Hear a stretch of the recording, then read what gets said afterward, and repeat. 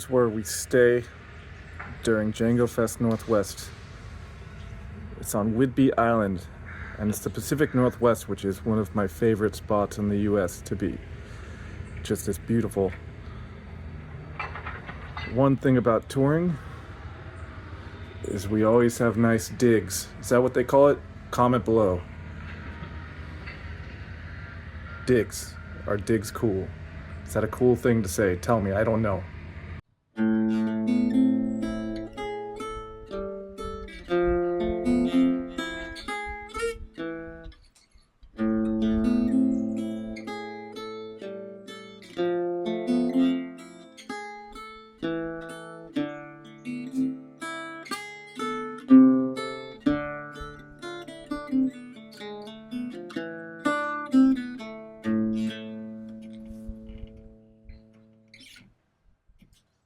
Hello everyone, Jimmy Grant here.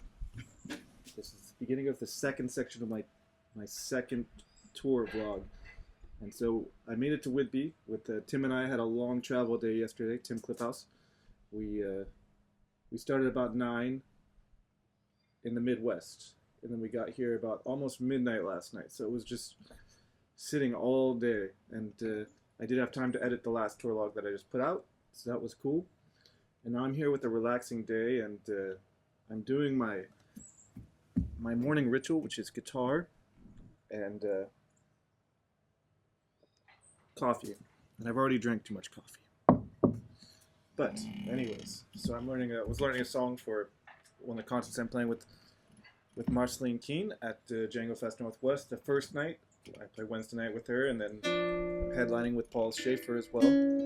So that's exciting. We get to play together again. I also have a rhythm guitar workshop here. So I don't know if this video will be out by the time I have the rhythm workshop. So hopefully it is. Anyways, yeah, so I had a lot of random thoughts this morning, and I thought maybe it'd be good to put it in my podcast. And one thing was I was transcribing the song Vendredi 13, Friday the 13th, as a Django tune. It's in D minor, and I noticed that one of the guitars is in drop D, and I'm pretty sure it's Django. So it's, you know, the chords. You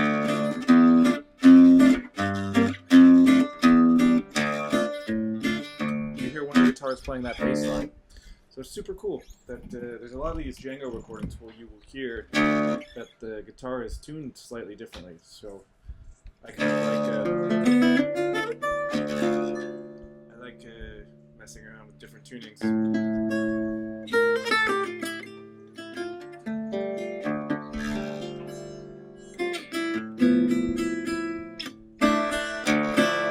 Just saying what sounds I can come up with. I'm just riffing right now.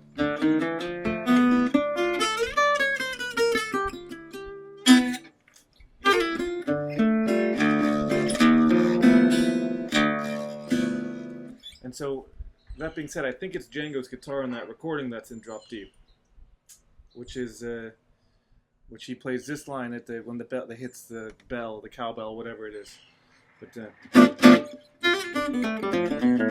you know, that classic Chavo look that everyone plays. But this is Django plays it here. Everything is always from Django. But he plays this line here. It's a super. I'm gonna make this partially a lesson too. Why not? It's a vlog, but I have time, and why not kill two birds with one stone? But this lick he plays, usually it would be the first fret, because that's where the F is, but it's in drop D, so now it's up here. And on the recording it sounds like it's a closed note. Django plays this thing here. And here it is super slow.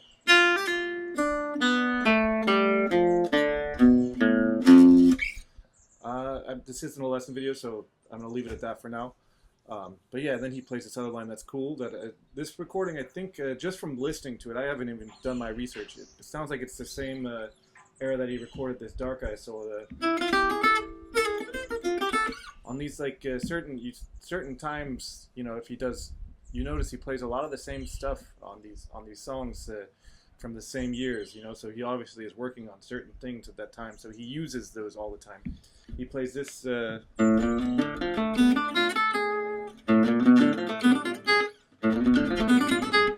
It's really slow. It's the same. It's over this D minor thing he's going. He's this shape again. It's almost so same notes, but he plays this.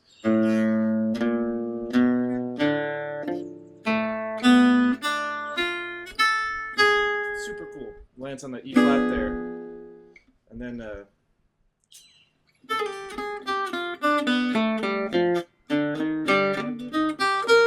he plays something.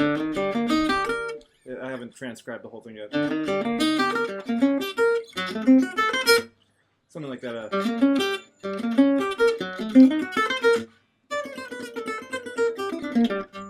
Something like that with the lines. I don't know. I haven't worked on it really. I just got through that this morning. And it's super similar to the Dark Eye solo where he plays this long thing. Ah.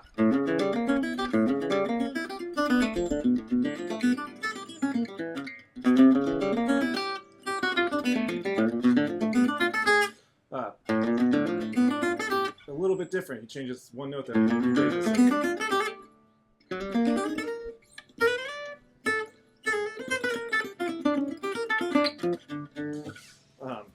but this line, there's that classic Django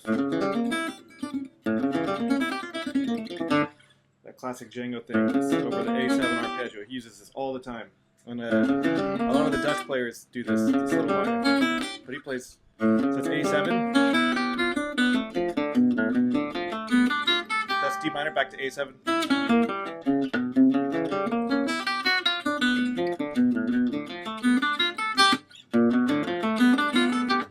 Oh no, he plays that later, sorry.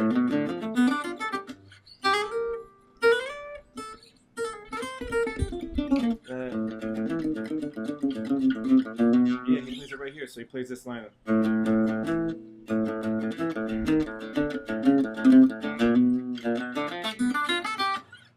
It's, you know, he just changes that one note in the solo, so it's over this D minor. Yeah, it's super cool though. I just love these simple lines.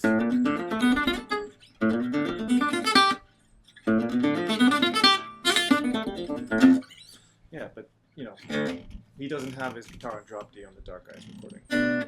You know, there's this one too.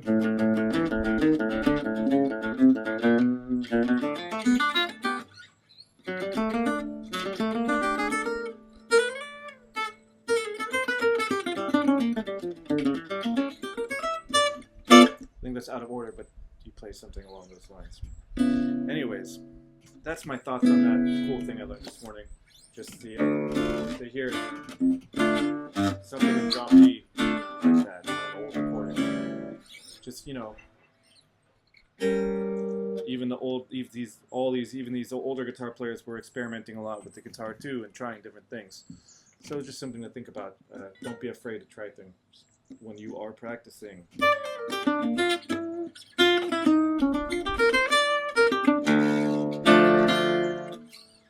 Okay.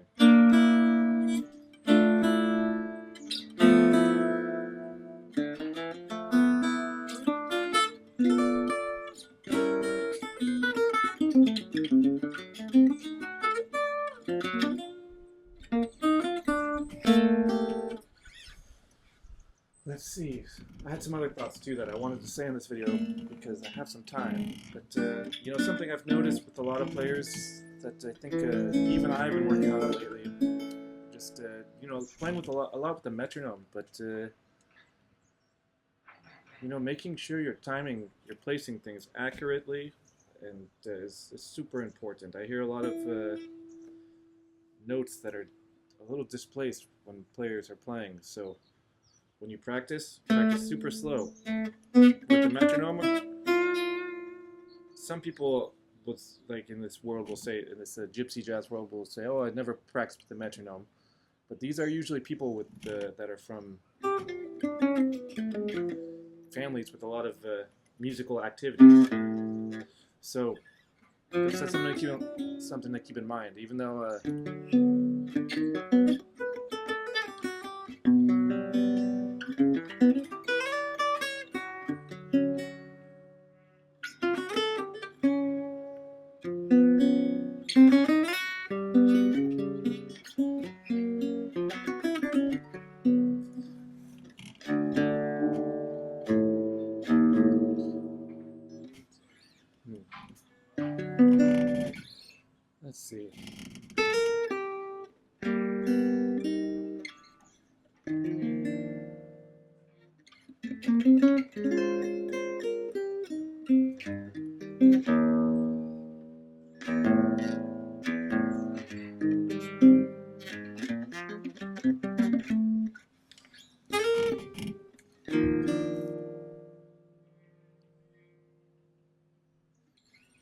I started playing, I really did practice really slow. I didn't start playing guitar till I was 15 or so. I played a little bit of bass before that. I had a couple lessons, but not really. I had a horrible teacher. I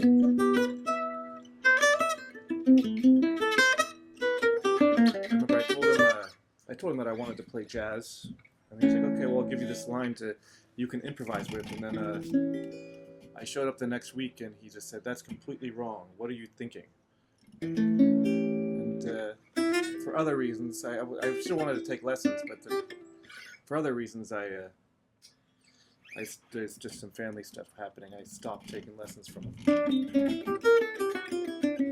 And then I started playing guitar. After that, and I practiced a lot in high school.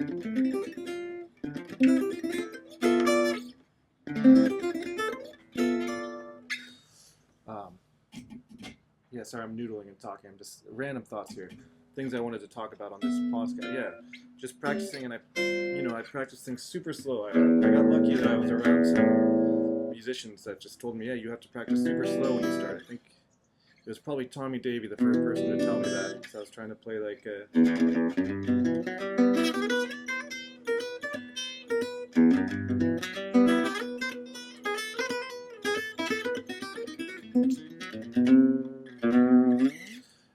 trying to learn something like that, and I couldn't play. There's parts I just couldn't play at all. So that was just like super important advice, and just making sure. This is something I say in every lesson. I think is just giving every note attention. You know.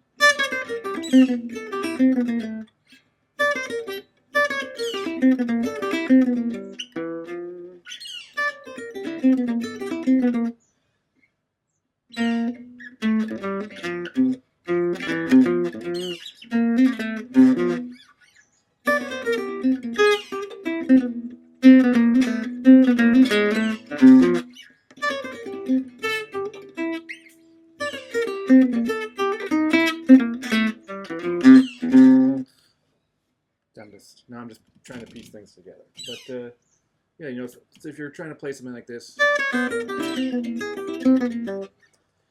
you know, practice slow.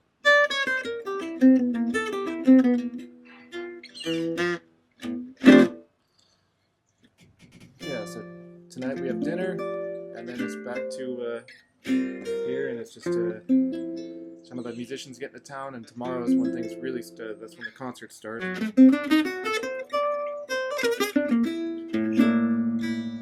And tomorrow I have to teach a lesson, and tomorrow's going to be a busy day. Today I'm just doing some video editing.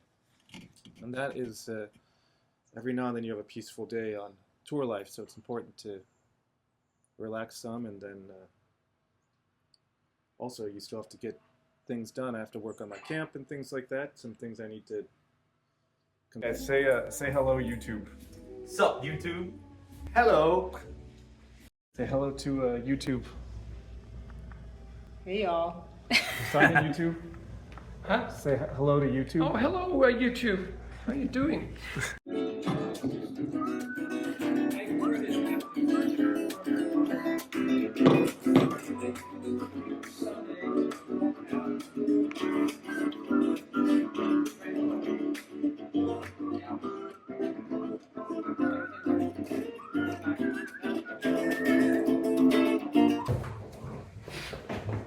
Hello, YouTube.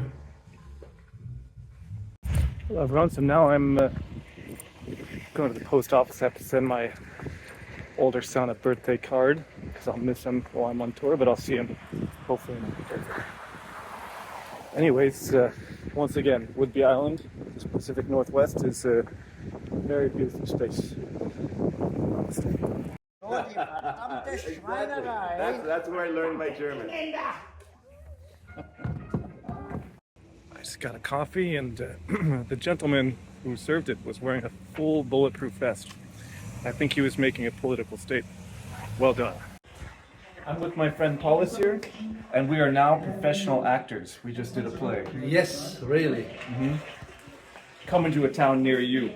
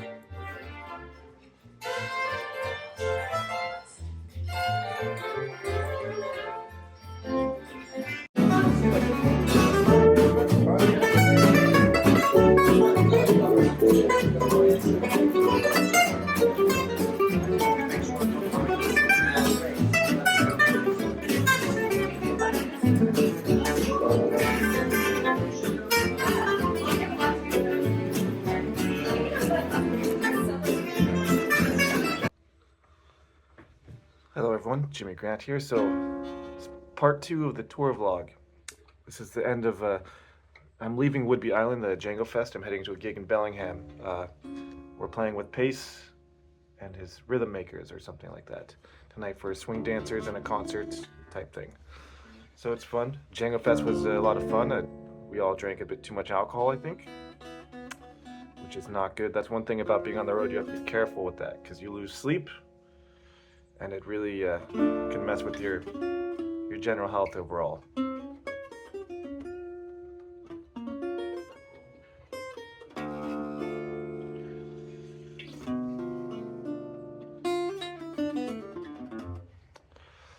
And I think one general observation is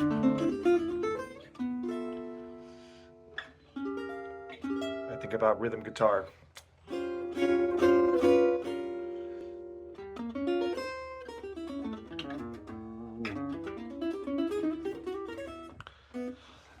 It's I don't know.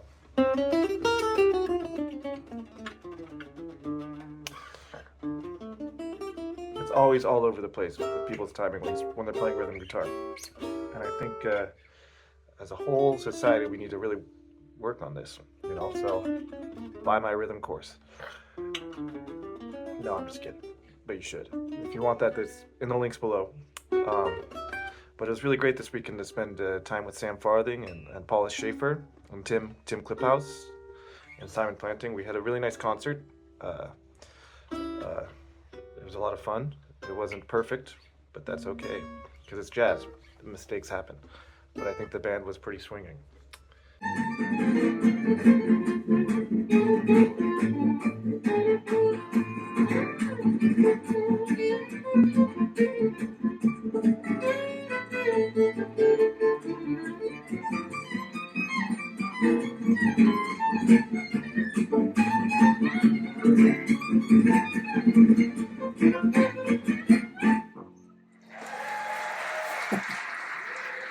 If I say so myself. Then after last night, we went and jammed a bunch with people. Gypsy jazz after hours party.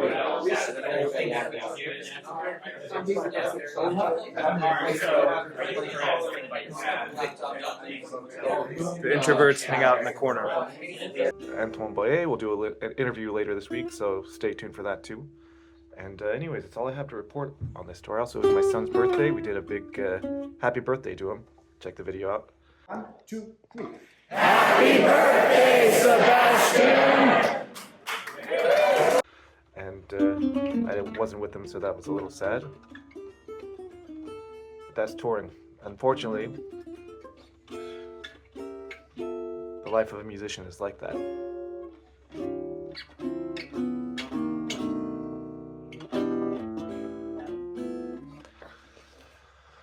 Anyways, I think that's all I have to report on this. I've had a few videos in here, and yeah, stay tuned for the next tour vlog. We go to Mill Valley, and then we go to Los Angeles.